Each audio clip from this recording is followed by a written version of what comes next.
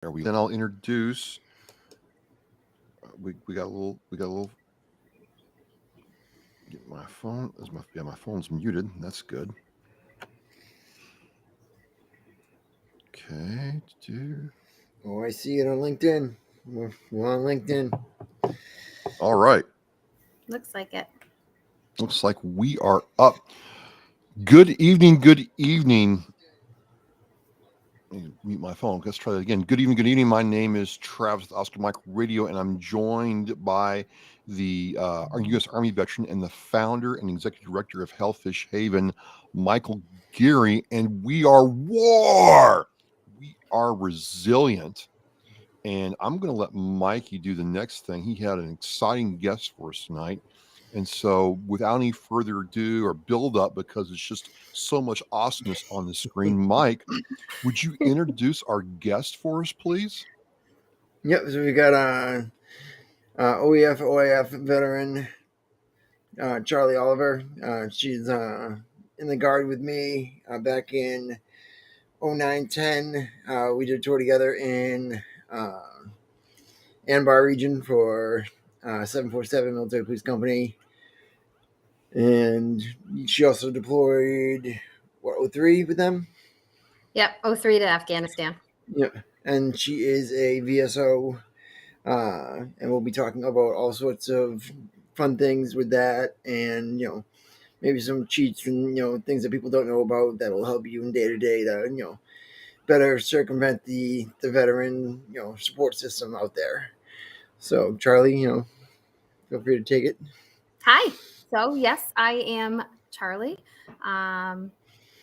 Definitely deployed together. That was an interesting time. But since then, and actually during then, because I had already become a VSO and had to take a break to go overseas, I have been doing this for 16 and a half years, VSO being Veteran Service Officer. I'm out of Belchertown. I've been here for 3.5 years. Prior to that, I was in Springfield for 13. So we do state benefits, we do federal benefits, VA claims, a little bit of everything. Try to call it like a one-stop shop for veterans. So if I can't provide it, I can at least guide you to hopefully where you can get what you need. So yeah, that's my day-to-day. It's veterans. Just before we started, I had an email from a veteran who I'm working a VA claim for. So I was trying to answer back real quick for him. So that's sun up to sundown is what I do. Yeah. All right. So we have the chat popping. I'm going to talk for a minute. So we got Trophy King Online from New Jersey. Thanks for checking in. So I'm going to talk for a minute so Mikey can share, and then he talks so I can share. Mm-hmm. So you're like Central Mass. Belchertown and Worcester are kind of like in the same area, right? If I remember correctly. Is my geography right or wrong? We're further. We're quite further west. So Ludlow, Chicopee. Okay. So we're right. Way. Yes. So right next to Ludlow and Chicopee, but started off in Springfield. So trial by fire, all the hot topics and all the easy topics. I've got a little touch into everything. So, it's interesting. I'm glad you kind of brought that up, because when people think veterans in Massachusetts, they think primarily Boston, North Shore, and South Shore. Wow, excuse me. And then, I've had other vets tell me it's like Worcester to New York, it's just forgotten about. And it's just all Boston, North Shore, South Shore. Do you find that to be true, or is it just Really? So our network out here is extremely strong because we don't have transportation like they do out in Boston. You can't just hop on a T and get to the VA.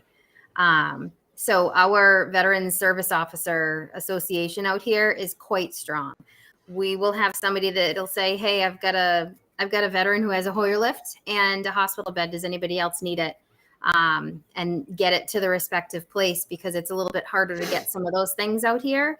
Or I have a vet who needs to get to a VA appointment. Anybody have any leads? For a while, we had a gentleman who was flying people from this area into New York or outside places where they couldn't drive to.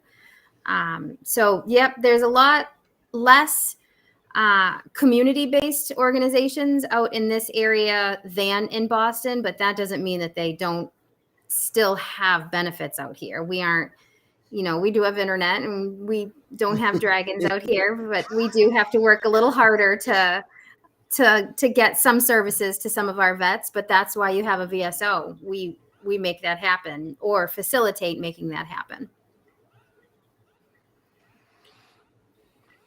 No, I know. I see online too that like you guys always have like a strong presence of like the Western Mass like organizations like doing a lot of collaboratives out there, and like I see that, and like that's definitely something that envious. We do have a lot of the resources out here in Boston, but like it is envious to see like you guys actually having these events and co-sponsoring and doing things like that, working together for it. And so it's good to see like that you've taken a disadvantage and turned it into an advantage out there. Well, that's how we're kind of getting people out and finding people who need benefits. So there's the WMVSOA, the Western Mass Veteran Service Officers Association, is sponsoring the second game night coming up, and it was great the first time. We had games, anything from checkers to a group came out with video game systems preloaded in these big old boxes, and kids could come out and play any and everything together. Really, veterans, their families, the community was all welcome, and it's totally free. There was just a concert series with benefits tables all over the place at MGM. We have a Purple Heart lunch coming up. Stephanie over in Chicopee spearheads a ton of stuff. She's got things called Know It Before You Need It, and she does these information sessions so that when a family member needs to go into assisted living or you're looking to get a home loan, really anything, she kind of touches on it so you know where to get the information before it comes into like panic mode to try to find these services. So yeah, we try to do a lot within the community, veterans lunches, cookouts, like the National Night Out with Police and Fire. We try to get that kind of going with, there's Picnic in the Park coming up, which is open for really anybody, any and anyone. There's going to be free music, a whole bunch of demonstrations like yoga and karate or things like that, bounce houses and all kinds of things for the kids, but it's meant to get people out into the community and talking and, oh, you're a vet. Oh, this happened to me. Oh, me too. Where do I get help for that? So that's kind of the way that we dig people out, because it's, when you're in the city, there's more people, smaller space. We have bigger space, but just about the same amount of people. So getting to them and getting them to us is a little bit harder. So we do a lot of the community stuff to make that happen. Excellent. No, I threw up on the Travis the link for the Western Mass VSOA.org. Yep, I put it in the chat, so it's there, folks. Check it out and see what's going on. You talked about some of the challenges, serving out there. What are some of the challenges? Do they differ? What I'm trying to get at, Charlie, is does it matter where you are in the state, Western, Northern, Southern, Cape? Are the needs pretty much all the same, just different location, or are there specific unique needs out where you are? There's some unique needs in every place. Like if you're down in Martha's Vineyard, the boats stop at about 9, I think. So if you have a mental health crisis, you're not getting somebody off that island. You have to have those services on the island. So that VSO, that veteran service officer, has to find those services and know them ahead of time so that he can adjust accordingly. But we have the VA hospital in Northampton, so we could bring somebody, or even we collaborate with the police and fire so that they know if there's some type of emergency like that, call your VSO and we'll try to help. We can get somebody up to the VA hospital where if somebody is housebound and they need to apply for benefits, we may need to go to them. Where if you're in the city, that person may have better access to a wheelchair van or somebody who can get them to their VSO. So those type of needs can be unique area to area, but the financial needs, mental health, substance abuse issues, service-connected disabilities, west to east isn't going to be much of a difference because, Mike and I may have served in the same exact place and potentially have the same injury or illness, and he settles on this side of the state and I settle on this side of the state, but it's the same need for VA and any type of health care. So those aren't necessarily unique to each side of the state. You'll find communities, like when I was in Springfield, I had a lot more homelessness, a lot more substance abuse issues, but that's just because it's a very large city and there's areas to live that are much lower income. So you're going to find that a little bit more often. Belchertown, I have a lot more retirees. So we're looking for long-term assistance for medication and healthcare or home healthcare, assisted living. So it can also have to do with the income average in the city or town that you're in, depending on what you mean by need. Like if you have an amputee on this side of the state or that side of the state, you still need help to get them to their appointments. But this side of the state might have an amputee that's low income and can't afford a wheelchair van, where this part can. So it's pretty freckled. It's not, you can't really tell exactly what's going to come through the door or through the phone line, but we're trained to adjust and adapt and overcome to whatever it is. Is there a lot of retirees from the air base out there? So where I am now, yes. In Springfield, I have far less in retirees. In Belchertown, being here, definitely. And the area that I'm in is a lot of retirees that were full-time on Westover. So they just either originally from here or just kind of got out after 20, 30 years and settled.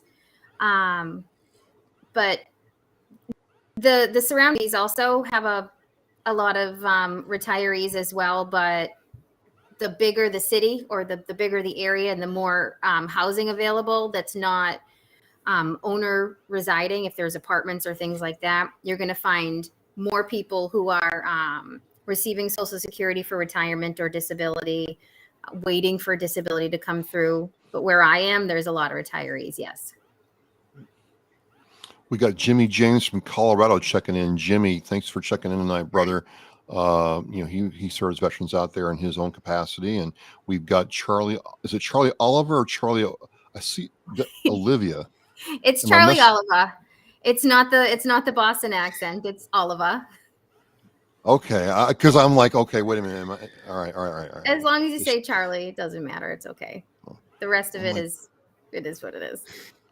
And we got Richard Fleek from Tennessee checking in, Mikey. Richard, you just dropped your cookbook. Now, he was a squid, guys. Don't take this personally. He was a squid on an aircraft carrier. Hey, why don't you drop the link to your new cookbook in the chat? We're all about supporting everybody here. And, Charlie, we are nationwide tonight. And just give There's Barry. Yeah. Barry going on there. So this is awesome. Charlie Oliver. Welcome to War, cooking with Squidly. I mean, he's proud. He's proud of it. But that's fun. Yep.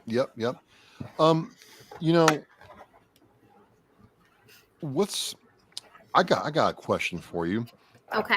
Have you ever dealt with a veteran whose records went missing? Oh yeah. Really? Oh, yeah. I was trying to get paperwork from my grandpa. He's since passed, but I needed to get paperwork for him so that we could apply for aid and attendance, which is a type of benefit that helps you pay for in-home health care or facility, depending on where you're going to go.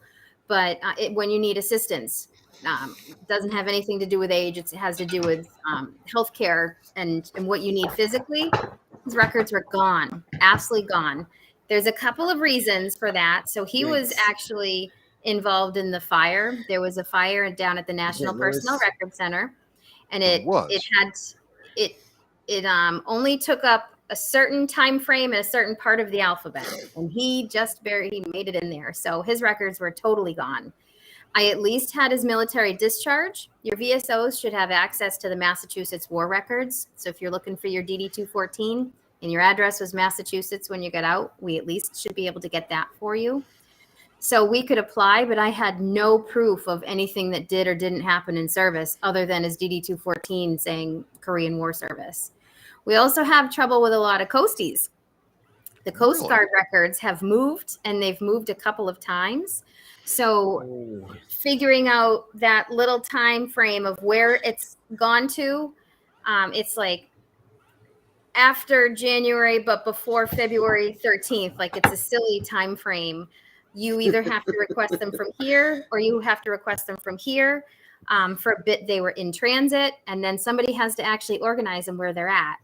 So trying to file VA claims with no records from the service, whether you're new or it was years ago, is a tough one. But it happens. It happens frequently. Guard, they need to keep your military discharge. And if you're lucky, some of the records might be in our like iPerms. Once you get out, you can get some of them through va.gov now.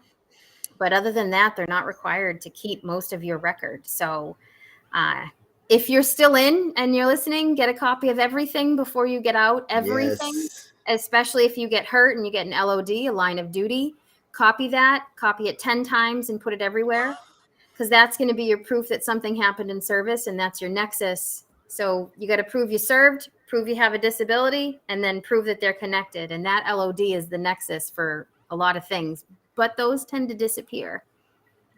So what do you do when a guy comes in and says, my back, eye, whatever was impacted by this injury? I've got my discharge status showing that, I got my DD-214 showing I got medically separated.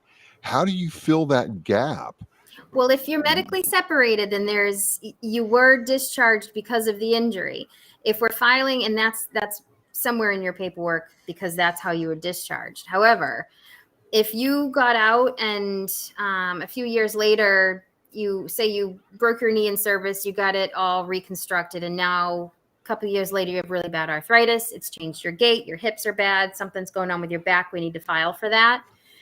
And you hurt your knee in service but didn't get it fixed until later, you have to write pretty good or pretty well, and we'll work together on that. So you can get buddy letters. Like I think when we were in Iraq, we had 3 squad leaders roll their ankles, at least getting out of trucks. But that's when you just take ibuprofen, drink water, drive on. Later on, that can cause a problem, and it's due to that original injury, but there's no paperwork for it. So you get buddy letters. You have somebody who was present at the time frame. Maybe your medic can draft a letter as well, and then other people that had to fill in for you while you were on light duty. If there was some type of an explosion or something, and you can document the company that you were with, there may have been a newspaper article. Like we had, the Germans got hit when we were in Afghanistan, and there was a newspaper article. CNN was there. I think they knew before it was even going to happen, but they were there on site, and it was in the news within hours. So whatever you can find, buddy letters, pictures. If you wrote home and there's a letter that says, oh, I busted myself today, I'm on late duty, and you still have that, or mom saved that in the hope chest, anything. We put all of that together because that can still be counted. It's not as strong as having your records, but it all together can still get you service connected if we can prove that nexus there. More likely than not, we have to show it's more likely than not due to your service. That must be like frustrating for the veteran trying to do this, Oh, find people that they serve with, and then put this all together and hope some entity in the cloud, black hole, whatever you want to say, is going to look at it and take it. And I know there's people out there that take advantage of the system, but if you're really in a bind, you're really in a bind now. That it is frustrating, but that's why there's VSOs, because we try to take on the brunt of the frustration. Like, okay, listen, there's a bunch of paperwork here. I'm going to help you fill it out. No, you don't like paperwork, or somebody who has a head injury and doing paperwork is hard to do. We have people that come in with dementia, and the spouse is going, this guy said that he was in Vietnam, and I never heard anything about that. I met him in the 90s, or, we've got to pull what we can out of a mind that isn't as clear as it used to be. And it can be done. It's not easy, but that's why the VSOs are there. It's extremely frustrating. Sometimes you don't even have, like, a lot of our Vietnam vets will only come in because it'll get benefits for their spouse if they pass. They pass first. They don't want it. And that's not everybody, but many times I have folks coming in, they don't want it, but they want to make sure their spouse is taken care of, because Agent Orange now has them with prostate cancer or throat cancer, and they see their mortality. So they're just trying to set their spouse up and make sure that they have benefits when they pass. And we're Because looking if for you records that are from 40 years ago, you know. because if you pass from something that has to do with your service connection, that service connection uh, compensation that you get will go to your surviving spouse. Yep. Dependency and indemnity compensation. DIC used to be called the widow's benefit, but now there's widowers. So DIC death benefit is something that would come into play if you die from a service-connected disability. And that is the whole reason why some folks come in to get service-connected. They don't want the money. They're not even going to go to the VA for the care, but they want to make sure that their spouse will have that little pension when they do pass. There's death benefits if it's service-connected. If you own a home, you get $1,000 off your real estate taxes if you're 100%, $400 if you're 10 to 90. There's an annuity from the state that will transfer over to the spouse as well. So there are additional benefits that can help and are transferred over to the spouse as long as the veteran's passing is service connected. So, Mike, we've got Gail on the other chat line. We've got Russell Cup checking in from Seattle. Charlie, I guess I need to back up a little bit. How did you get into doing VSO work for the state of for Belchertown via the Commonwealth of Massachusetts? I got into it by accident, and I think so. Jimmy James made a good point. A lot of folks are not ready to talk about it. That is 100% true. Absolutely. And that's a really good point. Sometimes you just want to put it behind you. So touche, you're absolutely correct. So I had gotten my undergraduate in criminal justice, and I was already a vet because I went overseas at 19, thought I was, invincible. And there was a position that was open for the city of Springfield, and it was for a veteran investigator. I'm like, all right, criminal justice. I'm an MP. I'm a veteran. Let's do this. So I applied for it. I got an interview. They thought that I don't even know if you can say this. So they thought I was a white Italian male by my name, Charlie and Oliva. And I got an interview just to fill a space. They kind of already had somebody that they wanted for it. And when they called me, here I am. I am not a male. I wasn't born one. And this is who I am. This is my make and model. And they're like, oh, you're a female. Yeah. So I got an interview. Totally out of my league. I had no idea what I was in for. This was it was 2006 because I started in January of 2007. So this was about November. And then they explained what the job was, and I was way more interested at that point. So we talked about it a little bit. They explained it to me, and I probably shouldn't have got it because I had no idea what I had applied for.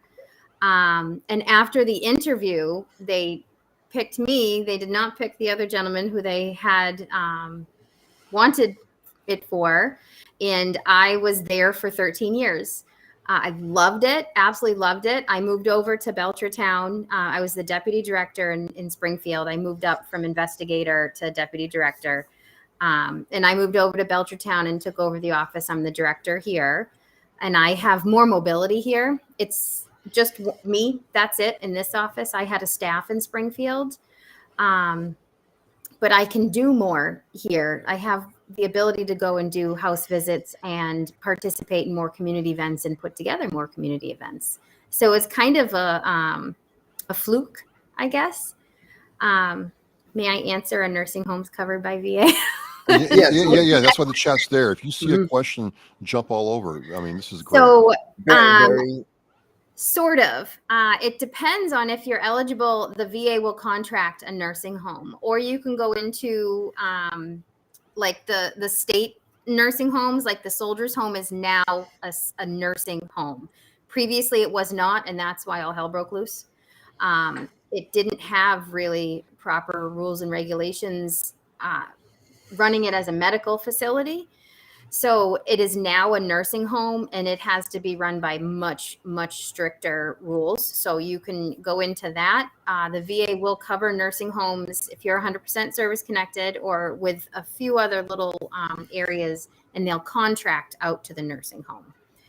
I hope that answers the question. So not always. And if you're just the average veteran, served, there's no service-connected disability, use the VA for healthcare, but you need a nursing home, they will not cover that. Cool. Elsa, thanks for checking in. I think she's out your way in the Chicopee area, I think, or just south of Mount Greylock, I think, maybe. I don't know. Speaking of the soldiers' home out there, are the after effects of what happened during COVID still being felt in your area, Charlie? There's a lot of yes. The VSOs are all quite upset, and we're watching that place like a hawk. We have a new veterans secretary. So things have changed drastically in the state, never mind the way that they have it licensed over in Holyoke. Veteran Services used to fall under Health and Human Services, and now it's the Executive Office of Veteran Services. So our secretary reports directly to the governor. There's no go-between. Santiago, so there's, right? Yep. So there's no excuses and blaming the first 5 people below you. So that was something that was pushed heavily by the veteran service officers. We lobbied for that.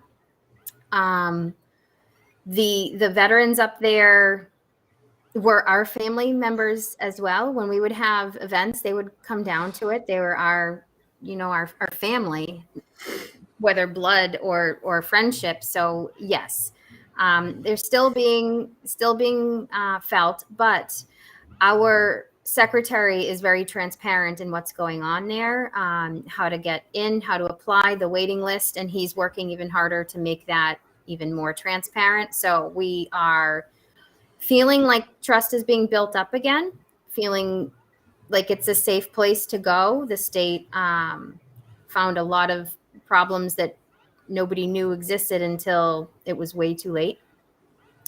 So yes, but we've all rallied to support it rather than fight it and make sure that it's a good place to go, and that we won't feel bad if we go, oh yeah, absolutely, send your dad up there, everything's great, and then somebody gets hurt or sick. That's outstanding. Barry checks in and says, your boyfriend put 3 pounds of rocks in his ruck. Took him like hours to figure that out. Yeah, he also was responsible for fixing the transfer case in my truck overseas, and I didn't get a new transfer case. So he says the other company stole it, but I don't know.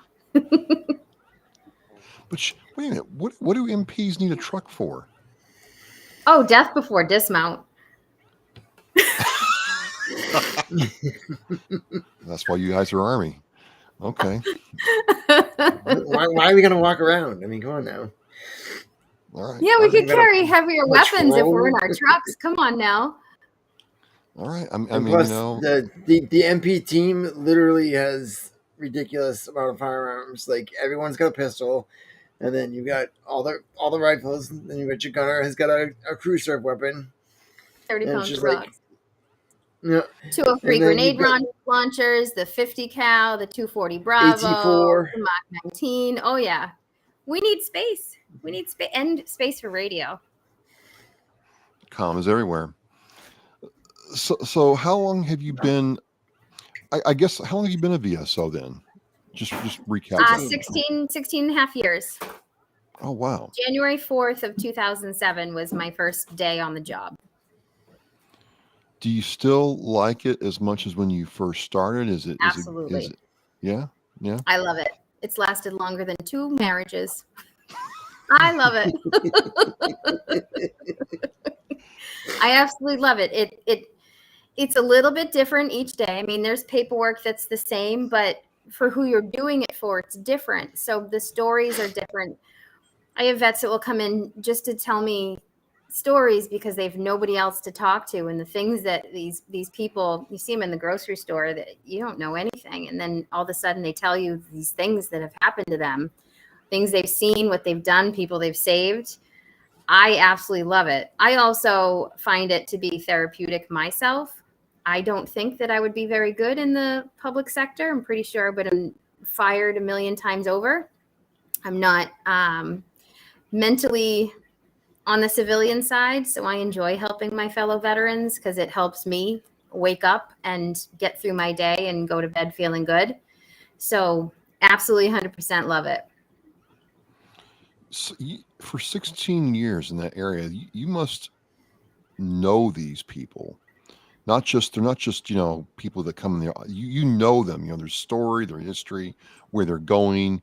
You've seen your help them out. I mean, what's that like for you to see all that over that length of time? Well, sometimes most of the time it's wonderful. Sometimes it's tough. I've buried a lot of my vets. Sometimes from old age, I've had a few folks come through recently with ALS, and it progressed very quickly. So I meet these people, I start a relationship, and then I lose them right away. I still have contact with the first veteran I ever worked with. He broke my window in the office because he had a lot of issues, slammed the door, broke the window, had to call the police because it was public damage, all of that. And 16 years later, he's sending me pictures of his son graduating college, a son who he had no contact with because he was in a tough place in his life. So that there's wonderful things like that. People would come straight out of prison right to my office because they had nowhere to go, no money, and had no idea what to do. So we have somebody who's been in the system and doesn't trust. And you got to build that trust and show them that, yes, I work for the local government, but I'm not the VA. So here's what we're going to do. Like, Chapter 115 really plays in? Yes, absolutely. Find you a place to live. We'll help you pay for that place. We're going to freeze in your fridge. You don't have a fridge, we're going to get you a fridge. You don't have a bed, we're going to find you a bed. Furnish the whole place. And make sure that you have a monthly paycheck, and we're going to get you Social Security or SSI if you don't qualify for the retirement side. And up in the VA, you get to pick those folks up who have, I don't know if they're guilty or not. It's not my business. I'm not the judge or jury. I'm here to help. So you get to pick people up who ultimately may have nothing and get them everything that they need to continue on and live a good life. But then you have folks that there's a lot of drug and alcohol abuse. And I've buried a couple of my vets that drank themselves to death. And I've tried desperately to do something to help, but you can't always help everybody, or sometimes it is too late. So yeah, you get to know people, new babies being born, and 16 and a half years now, those babies are in like high school, and it's wild. It's wild it's weird to have had that long and have these relationships with folks.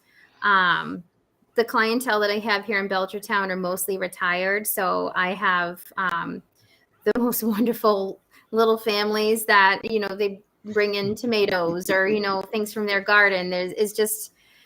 I've had drug abuse. I've had, you name it, really, any and everything. A couple of folks that had gone to prison for homicide, sex offenses, all kinds of things. It's not our place to judge. It's our place to help. And then everything to, I just baked these cookies for you. They're still warm in the bag. Here you go. So no matter what, they're part of your family, the good, the bad, and the ugly. They're veterans. So they're part of the family regardless. Now, Jeremy's talking about like home visits and things like that. Is there access to anything like that out in Massachusetts? Like for folks that are, in their homes and they're unable to, to reach out to you, like to go into the office to see you? It depends on what community you're in, whether or not you're allowed to. So for a number of different reasons, your community may not allow it.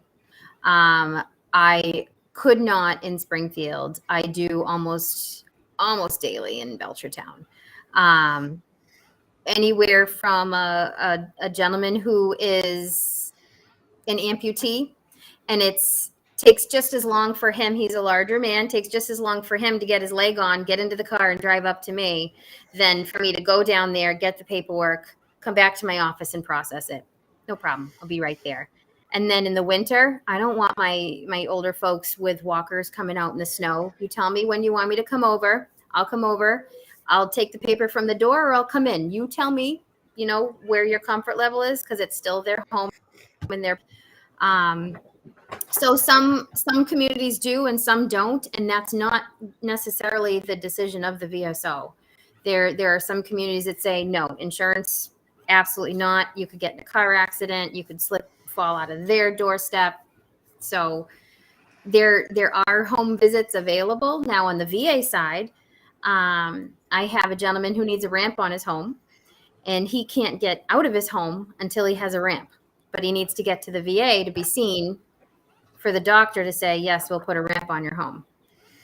So with things like that, if you work and communicate with people at the VA, he's getting somebody to come down to his home to see him because he's a special circumstance. He literally cannot get out of his home unless he pays for an ambulance to come and get him out of the house and drive him up. So he's going to incur an ambulance bill that's not medically necessary. So out of pocket completely, just to get him up to the VA to get a ramp.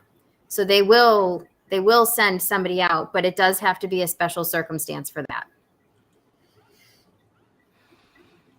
And that ambulance ride is going to be the most expensive Uber he's ever taken. Like, like $1,200 to take an ambulance that's not covered. And if that was the case, if he had $1,200, he just put the darn ramp on his house. Yeah. You know? Yeah. So that's the whole point, is to meet the veteran where they're at. And the VA is getting much better at doing that. They really are. One of the things I kind of wanted to unpack a little bit, not to shift gears too much, is one of the things that Mike and I want to do with W.A.R. is tell ourselves and remind others that, hey, we're veterans. We belong to a very special fraternity and sorority, right? We can do this, whatever this is, but you got to want to take action to help yourself out. I mean, what are your thoughts on, the veteran? I know you work with the older population, but still there's a lot of veterans that just won't take the first step forward, won't take advantage of the program out there. What's your view on veterans taking action for themselves? So there are some vets that say they won't come in because somebody needs it more than them. And there's somebody who says, I'm not that bad. I don't need it right now, those kind of things. Well, we have benefits available to us right now because an entire generation fought like hell to get it for us. And if we don't use them, they're going to go away. So it is you in addition to, and not you instead of. And if you need it, or if you're eligible for it, you need to use it, because the veterans coming after us may not get it. So if we have less and less veterans going and using the VA is not going to get that much in their budget next year and the following year, because the federal government's going to say, well, you didn't treat this many people. You don't need this much money. And they're going to cut back. And we're going to see VAs closing, like when they tried to close the VA out in Northampton. And there's one down, I think it was in New Bedford that they were looking at as well, and a couple of the CBOCs. The veterans in the community, in the state, made an uproar and contacted their legislators, and it was fought, and we won, because you're not going to take these benefits away from our veterans. You still would have got some care, but a lot of it would have been outsourced community care, which does take several weeks to really settle for the referrals and everything. So if you have a bad tooth, it might have taken a month and a half to get a tooth taken care of, where you can go right up to the VA if you qualify for dental and have it taken care of right away. So, and getting the VA to pay for everything without having these companies hound you first is also difficult too. We need our veterans to utilize the services as well. And in being part of the generation, and I'm not talking bad about my own generation, but we don't do nearly as much as the generation before us. Our legions are dwindling. Our VFWs are dwindling. We have far less volunteers in the DAV doing claims. So the benefits, the ability to find it is a little bit harder, because our generation isn't stepping up and taking the baton and running with it. So we need to do more. And I'm talking my own generation. They had to yank me kicking and screaming into the Legion. I'm like, I got too much to do. I got a kid. I'm doing this. I just bought a house. And they're like, nope, here's paperwork. Fill it out. And I'm glad they did, because you learn some more about your community too when you go in and you meet the folks in the Legion and they go, hey, my neighbor, he's got this issue. Can you give him a call? So I don't I know. think every VSO should have to go and sit through, the monthly meetings for the legions and VFWs in their area. That way they know the community better, because the posts do have the people that are there the longest. You're preaching to the choir. And most of the folks that I call on for help, if I have a unique issue in the community, they're in the Legion and they're in the VFW. The people that I've leaned on the most in coming here from Springfield and learning the community, setting up my Memorial Day services and my Veterans Day services, the Legion and the VFW. And they come, they show up, and they help, and they're present, and they do the work. So we need them to be filled, and it's our turn to start doing some of that work, because they've worked their butts off. It's their turn to kind of, set back and still participate, not leave, but we need to do more in our generation. Rat KO says he goes for the Keno. Craig Chapman says, yes, Charlie, exactly. Hey, guys. Jeremy's like, $200 Uber ride to the VA hospital for a wheelchair appointment. I mean, that can be daunting. And it's kind of funny you mentioned some of the things you mentioned, because I'm just reading in the Boston Herald about the Boston City Council wanting to cut back veteran services. Like they wanted to take a real big knife to it. And, Michelle Wu, love her or hate her or don't like her, put the kibosh on that. So, it can happen is what I'm trying to say. Mm-hmm. And definitely, the big things too is like when these Legion posts leave the towns, like, and they become a paper post, like now you've lost, a place for a veteran to go, like, and that's one of the biggest things that like I fought for, like with my post in Foxborough.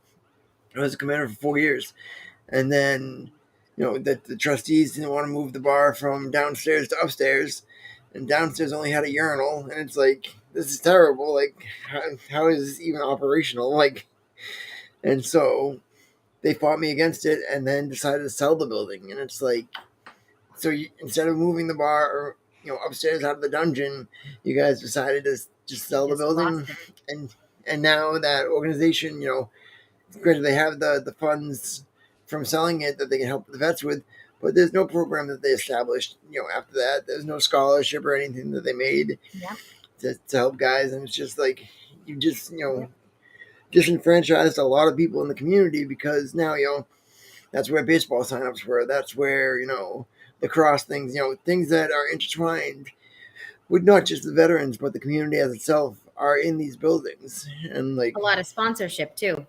We sponsor a lot of the little league and baseball teams and volleyball teams and all of those things.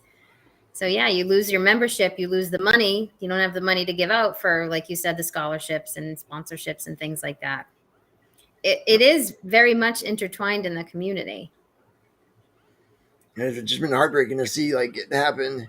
And like for me, the tough part is like I can see both sides. I can see why people aren't going to it. It's because like you said, you've got the time with your kid, and you're sitting there and you're like, I got to choose what I'm going to do this weekend. I've only got the 2 days to enjoy myself. I'm not going to go sit at a bar, that may or may not still be smoking, and, and deal with, a bunch of grumpy old men.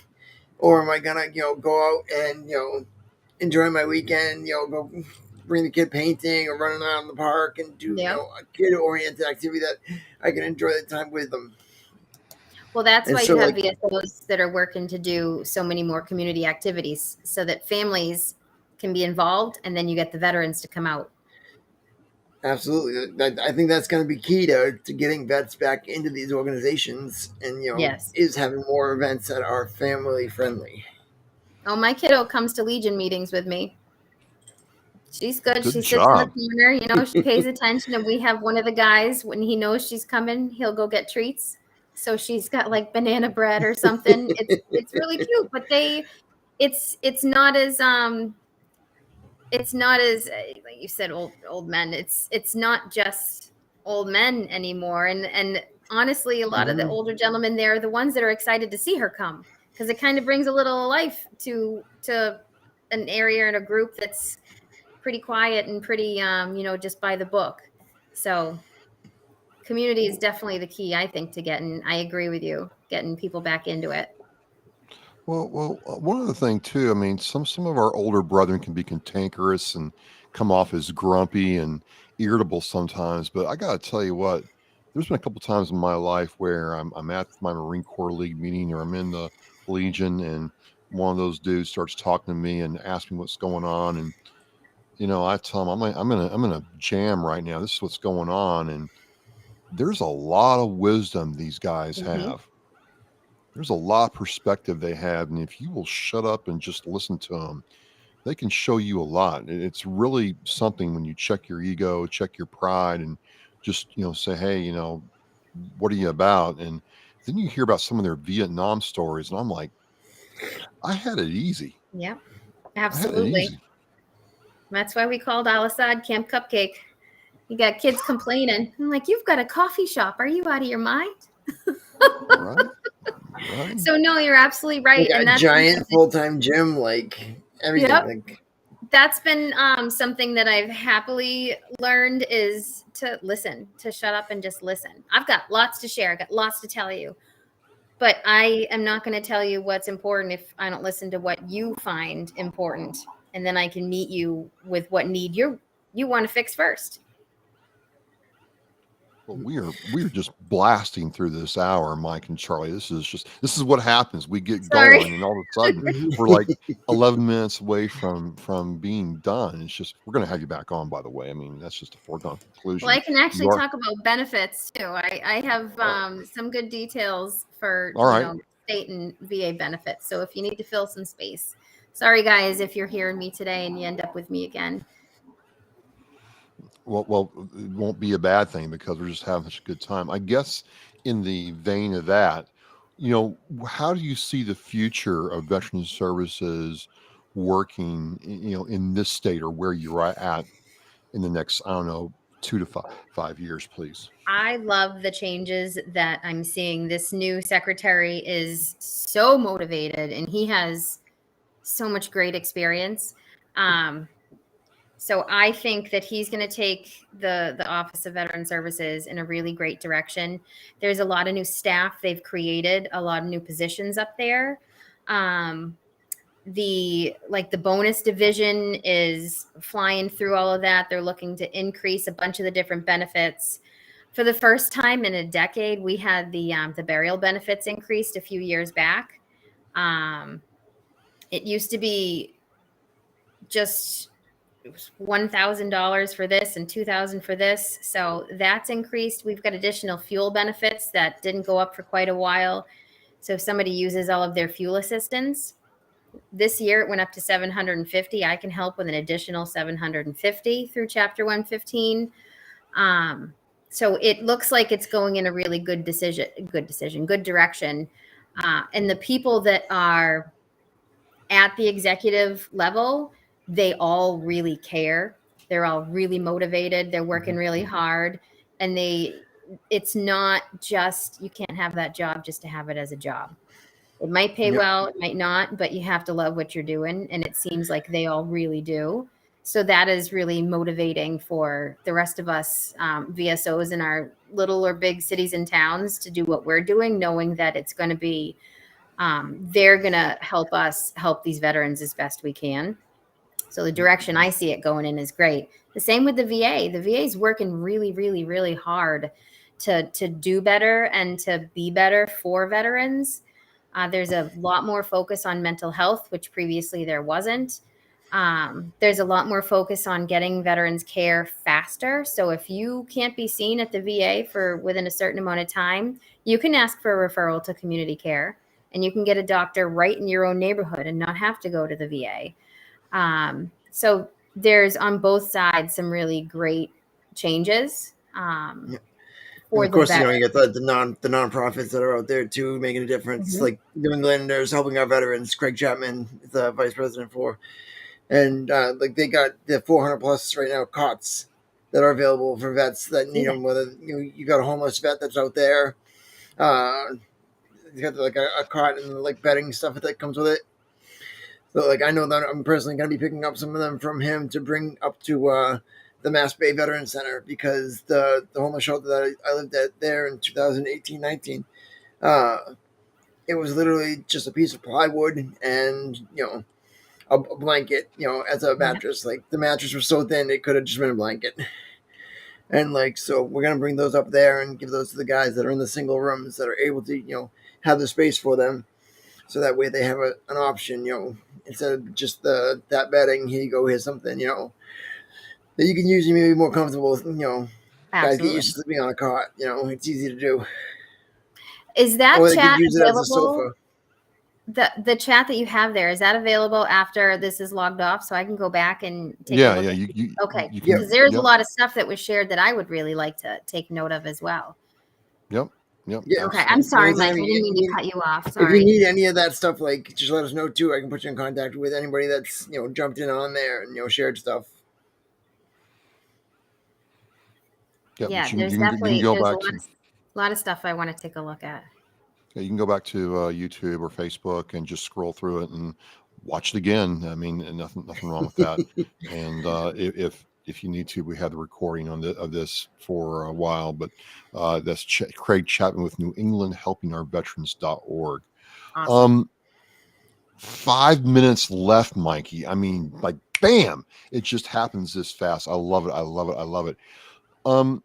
How can people in Massachusetts help you with your mission? Whether they're, I guess in the Belchertown area, but even for somebody, who's outside your, immediate zip code, area code. Well, there's going to be a veterans agent in every single city or town. Some of the smaller ones will have districts. So if they're really small, you may have a veterans agent that's just there part-time, or they may be in each of the different communities part of one day a week. But telling the veterans that we exist is really the biggest thing. It's word of mouth. Each of us has done newspaper articles, interviews here and there. Like, we're here. We'll get a big group of vets come in, and then there'll be a lull. And then someone will come in and go, I didn't know you were here. I'm so sorry. I would have come in 5 years before, and they would have been eligible for money for that whole 5 years, never mind assistance, potentially maybe helping not lose their home or finding an apartment a lot sooner, things like that. So I would say, bye, KO. Oh, we'll take your volunteer time anytime. But I think the biggest thing to assist us is to let people know that we exist. And then a lot of different veterans agents have like little mini food pantries in their respective offices. In the wintertime, we collect socks and jackets and get those out to the veterans in our area. So there's a bunch of different ways. But the biggest thing is making sure that veterans or the surviving spouses of veterans know that we exist, and we can try to see if they're eligible for anything and then help them apply for it. Well, we've had Adam Gunn. Adam Gunn is my VSO in Abington on We Are Resilient. We have a couple others, and the message is the same. We're here to help. Don't suffer in silence. Don't hold it in. Go get help. And that's hard for a lot of us to do. Yeah, but a lot of us have walked those steps and been in those shoes. So we're not just blowing smoke at people going, yeah, we know about what you're going through. Listen, I may not know exactly what you're going through, but I've had my struggles. I've almost lost my home. I've this, that, and the other thing. So I've chosen if I was going to eat or if my dogs are going to eat, and it's usually the dogs are going to eat that day. So, we've all struggled, but you don't see that on people's faces. So there's no shame in going in and being like, I'm a vet. Am I eligible for anything? I'm going through a tough time. Some of us are partnered with and I guess trained or certified through Salvation Army, and we can assist in writing vouchers for food, for clothing, for utilities. I know my office has that. Northampton has that. I believe Chicopee just did theirs. but all across the state. So you never know what other benefit might be there, even if you don't qualify for low income, low asset, or medical, or we might have some other tricks up our sleeves. It's definitely good to get in touch with your community's VSO. Yep. You shared at the beginning. Like we should probably share that again. Is the finding your VSO tool, and like start with them. If they're not there, let somebody know. If you're having trouble finding your VSO and they're not there during their hours that they post and they say they are, that needs to change. So let somebody know. Yep. There's a lot of offices have assistants too that are you said you were the deputy in Springfield previously. It may not be the person listed as the VSO, but there will be people in the staff that'll be there for you. You'll also find VSOs, if it's not Chapter 115, that has to go through the community you live in. But if it's VA and you try to get in contact with a VSO and you can't find them, it's not likely the next VSO is going to turn you away. They're going to say, hey, did you know there's a VSO in your community? And all you have to say is really, yeah, but I'm not getting a call back. Say no more. Sit down. What do you need? As long as we know you kind of made an effort to reach out to that community, we're not going to say, no, you got to keep trying and not get any help, because that might be the last time that veteran even tries and just says, forget it. We don't want that to happen. Absolutely. You always got to keep going. Like, no matter what, like that's the whole point of the podcast here was to have a place to, to share the resiliency and to share, the continuation of what's going on. Yeah. And to say, even where I thought I was stuck in my darkest days, living at the shelter, and now I'm, happily married, I got a little kid running around, it's absolutely the light of the world, and it's like it's been awesome to see. Like, so it can change, it sure as quick can. as it did for me, or it may take a little longer, but there's definitely a light around the corner. Mm-hmm. Absolutely. And, having people on, Charlie, like yourself just proves that, hey, this resilience thing can work. This aspect of taking action can work, and the hard work will pay off if you keep applying yourself, and you're not alone. We no one's alone here. And we just are thankful for everybody across the country, as far away as Spokane, Washington, right next door to Mike and me, watching this tonight. And absolutely go back there and take a look at the comments, please. So we want you to come back on. We'll figure that out, Charlie. We've had a great time with you. Mike, any closing words before we adjourn for tonight? We're just making more stuff for the W.A.R. Merch section on hellfishhaven.com. So hellfishhaven.com has several more items. We have some ladies like fitted shirts instead of just being like the basic like unisex shirt that just looks like a nightgown on most like people when they put it on, and it's like, all right, one size doesn't fit everybody. We do have like clothes that are actually made and tailored for females, and we got stuff that's if you want tank top, if you want summer stuff, we got everything coming out with this now to just support the show, and of course my other adventure, Hellfish Haven. All the proceeds from that go to the veteran programs that we have, and to help the vets. I don't take a dollar from Hellfish Haven for compensation. It's all goes to the veterans that we serve. Yep, and I dropped the link to my show on Spotify in the chat. Appreciate a follow or listen. We got a cool one on tomorrow with U.S. Army veteran Michael Utschig of Mike's After Action Reviews, everything movies, television, comic books, video games. A really cool conversation. And I'm coming up on number 350 at the end of the month with Garrison Speed Shop out there in Minden. So some good stuff coming your way from Oscar Mike Radio. That's what this is all about. We're just, getting more and more connected with people out there, and thank everyone for their time and hanging with us tonight. Thank you for having me on. And this is a networking here. A Vietnam veteran passed away, and the family needed to find a place for the dog. So I have George. You never know what kind of networking you're going to do. Absolutely. Thank you for coming on tonight, Charlie. Appreciate it. Yeah, thank you. Thank you for being there, and definitely have you back on. And thank you, everyone, for watching. We are resilient. We are W.A.R. And we will see you next week. Thank you. Thanks, guys. Bye, everybody.